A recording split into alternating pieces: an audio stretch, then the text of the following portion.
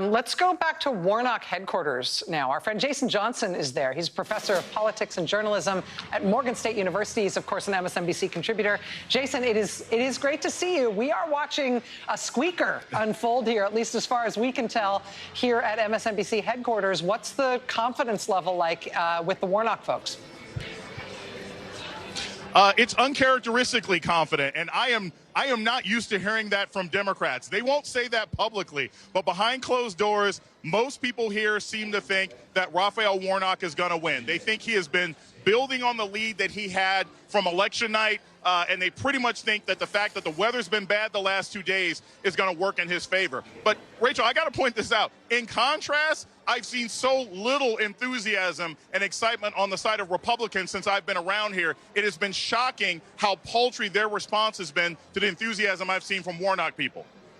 Jason, one of the things I know that you have been looking into while you've been there is that this isn't, in demographic terms, it isn't just a story of black voters and white voters. Georgia is a very diverse state, and one of the things that the Warnock campaign has done notably in contrast to the Walker campaign, is they really have focused on meeting other communities of color where they are, particularly looking at campaign materials and in other languages and other things that can help them cross different types of demographic and racial lines. What's that been like with the campaign, and do they feel like that effort and that expense has been paying off?